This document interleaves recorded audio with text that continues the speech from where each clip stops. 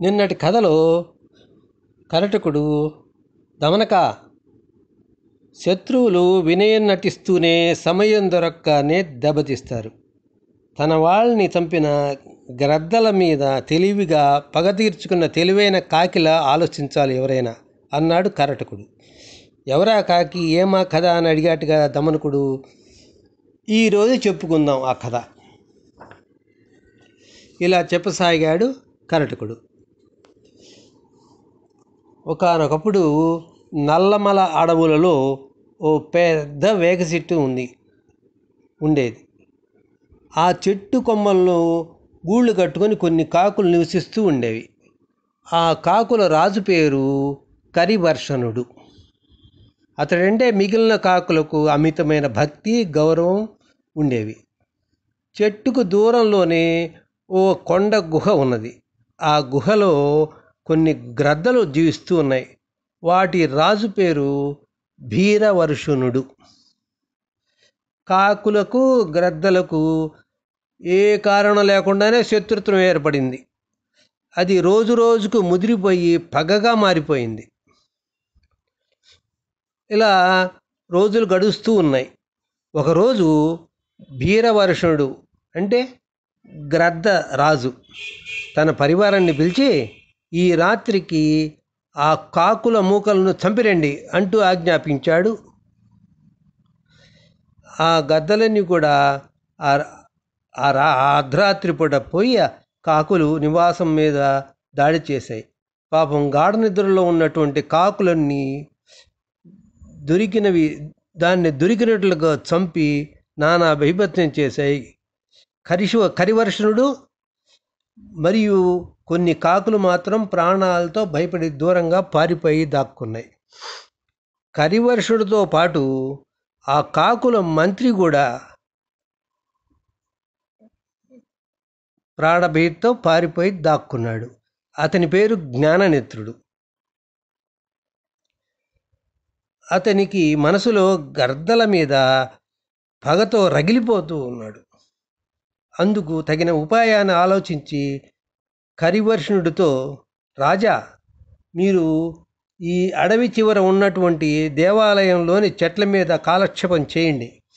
నేను త్వరలో ఈ భీరవర్షుడికి తగిన పరివారానికి చావు ముహూర్తం పెట్టి కబురు చేస్తాను అన్నాడు జ్ఞాననేత్రుడు. కరివర్షణుడు సరే అంటూ మిగిలిన కాకులతో వెళ్ళిపోయి దేవాలయం దగ్గరికి వెళ్ళి అక్కడ చెట్టు మీద ఉన్నాడు. జ్ఞాననేత్రుడు వెనక్కి వచ్చి చనిపోయిన కాకుల మధ్యలో ఆ కాకుల యొక్క రక్తాన్ని తన వంటికి పూసుకుని ఆ కాకుల కళేబరాల మధ్య పడుకున్నాడు.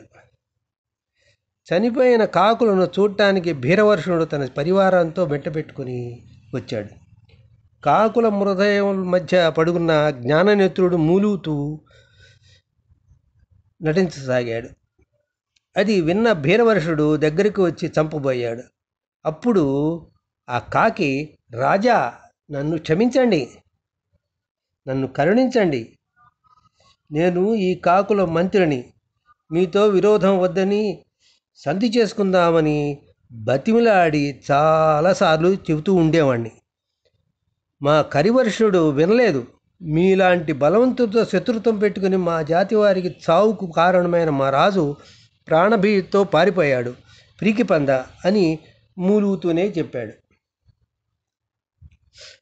అది విన్న భీరవర్షుడు జ్ఞాననేత్రుడి పొగడతలకు పొంగిపోయిన తన మంత్రి వద్దు అంటున్నా కూడా వినకుండా కాకిని రక్షించి తన కోటలో ఆశ్రయం ఇవ్వడంతో పాటు తన ముఖ్య సలహాదారుడిగా నియమించాడు.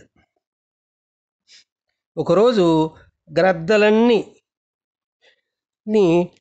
రాజుగారి పుట్టినరోజు సందర్భంగా ఆనాటి అర్ధరాత్రి వరకు వినోదాలతో కాలక్షేపం చేసి ఒళ్ళు తెలియకుండా గద్దలు నిద్రలో జారిపోయాయి. అలాంటి సమయం కోసమే కదా ఎదురు చూస్తుంది జ్ఞాననేత్రుడు. ఆ ఎదురు చూస్తున్న సమయం వచ్చేసింది. ఆ కాకి ఆ గుహలోని అన్ని గదులను ఎండుగట్టి కుప్పలతో మూసేసి, గుహద్వారాన్ని కూడా గడ్డి దుబ్బులతో మూసేసి, తన కాకులు తలదాచుకుంటున్న గుడి దగ్గరికి వెళ్ళి తన జాతి వారందరినీ నిద్రలేపి ప్రతి కాకిని ఒక ఎండుపులను తీసుకొని రమ్మని చెప్పాడు. అవి అలానే మంత్రి చెప్పినట్టుగానే అన్ని కాకులు ఒక్కొక్క పుల్లని నోట కరుచుకొని వచ్చి గర్భగృహలో పడేసాయి. ఆ తరువాత కరివర్షుణ్ణి నిప్పురాజేయమంది ఆ మంత్రి కాకి. అతను అలాగే చేశాడు. గుహలో మంటలు ఆకాశం అంత ఎత్తి లేచాయి. లోపల ఒళ్ళు తెలియని నిద్రలో ఉన్న గర్దలు ఆ మంటలకు ఉడికి మాడి చచ్చిపోయాయి. పగ తీరిన శత్రువు సమూలంగా నాశనమైపోవడంతో కాకులు మళ్ళీ వేగ చెట్టు మీదకు చేరి హాయిగా ఆనందంతో జీవించసాగాయి.